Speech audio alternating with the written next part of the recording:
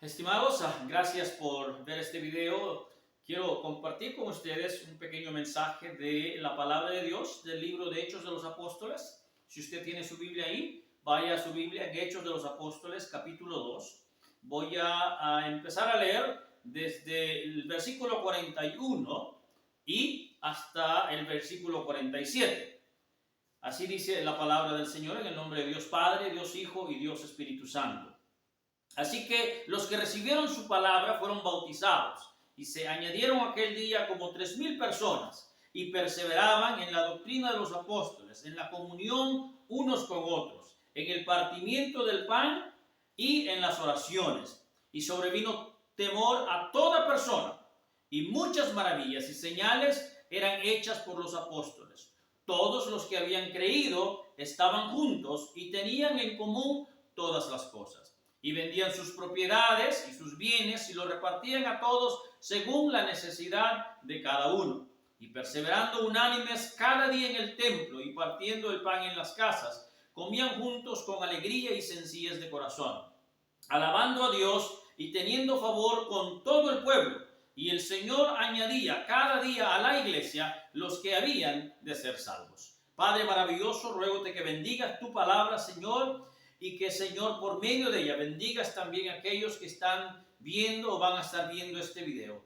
Que tu palabra, que es comida para nuestra vida espiritual, Señor, para el fortalecimiento de nuestra fe, sea recibida, Señor, con agrado, cada uno de los que lo escuchan y lo ven. En el nombre de mi Cristo te ruego. Amén. Bendito sea el Señor.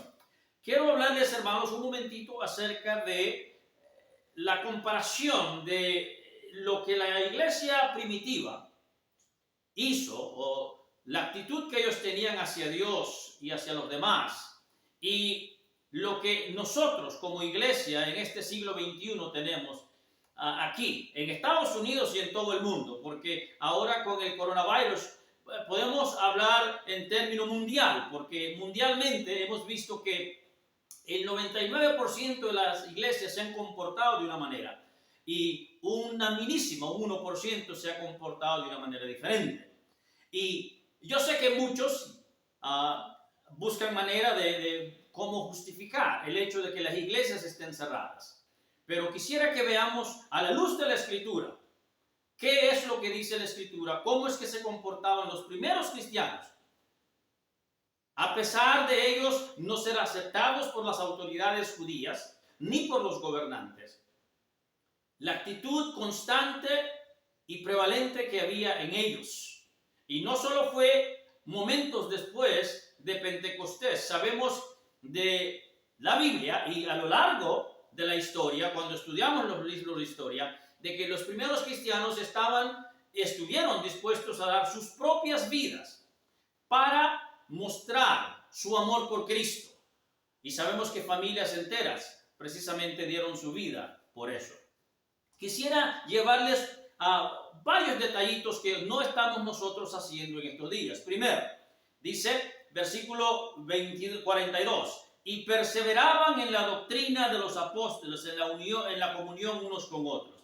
Todos los que recibieron la palabra del Señor, o sea que todos los que aceptaron a Cristo en ese día, se reunieron y estaban juntos, dice la Biblia, que ellos perseveraban, en otras palabras, que ellos constantemente seguían las enseñanzas de los apóstoles, y los apóstoles enseñaban lo que Cristo les había enseñado, o sea que a fin de cuentas ellos seguían a Cristo, las enseñanzas de Cristo, y dice que ellos en esa perseverancia de seguir los mandatos y las enseñanzas de Cristo, estaban juntos, partían el pan, oraban juntos. Ahora bien, dice la Biblia de que no solamente estaban juntos en sus casas, porque ese es el argumento que hoy en día se presenta, ¿verdad? Que los primeros cristianos estaban en sus casas y pareciera de que solamente, si escucháramos el argumento, pareciera de que los cristianos solamente se reunían en sus casas. Pero la Escritura nos dice totalmente lo contrario. Porque el versículo 46 nos dice, y perseverando unánimes cada día en el templo. Óigase bien, no solamente en sus casas, en el templo. Ahora, en otras palabras, ese argumento de que los primeros cristianos solamente se reunían en sus casas y esa era la iglesia, es un argumento que no tiene fundamento bíblico, porque bien nos dice la Escritura, repito, y perseverando unánimes cada día en el templo y partiendo el pan en las casas. En otras palabras, había una reunión dual. En las casas se reunían para partir el pan, en otras palabras, comer juntos, y iban a la iglesia para adorar. Y eso no está sucediendo hoy en día. Y nosotros tenemos que decir, pero ¿podemos nosotros justificar nuestra acción con lo que está sucediendo por el hecho de que hay un virus, porque el gobierno ha ordenado? Pues los primeros cristianos estaban siendo perseguidos, no eran aceptados, eran rechazados. Mas sin embargo, ellos seguían yendo a los lugares donde eran rechazados, precisamente en el templo. ¿Quiénes eran los que gobernaban el templo? Bueno, resulta que eran los judíos. Y estas autoridades judías no aceptaban a los cristianos. Mas sin embargo, los primeros cristianos entendían que era la casa de Dios, y la casa de Dios es muy importante. Por tanto, cada día, dice, se reunían en el templo y luego iban a sus casas y seguían reuniéndose. Muy bien, esto nos lleva a pensar en otras cosas también. Dice el versículo 44 que estaban juntos, tenían en común todas las cosas. Y en el versículo 45 nos dice de que vendían sus propiedades y sus bienes y lo repartían a todos. ¿Por qué? Bueno, porque había gente necesitada y había mucha gente que estaba escondida por la persecución de los judíos. Entonces, pero querían asegurarse de que todos tuvieran algo que comer. Salían al templo, vendían, y ahí en las casas se reunían para reconocer o determinar qué personas necesitadas habían. Ahora, hoy en día nosotros no podemos hacer eso. No es porque no podamos, sino porque no queremos, porque cada uno ha corrido a su casa, se ha escondido, y muchos pastores, ¿verdad?, ni llaman a sus feligreses. ¿Cómo están? ¿Qué necesitan? Porque he oído de muchos hermanos que dicen eso. Entonces, es triste lo que está sucediendo dentro de la iglesia, con los líderes, con los pastores y también con los hermanos congregantes.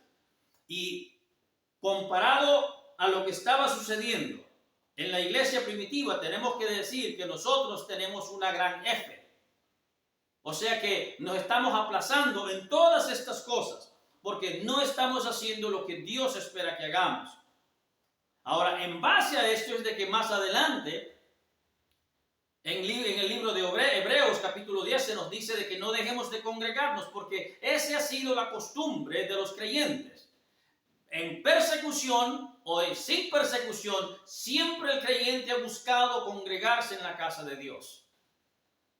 Mas sin embargo, hoy no está sucediendo eso.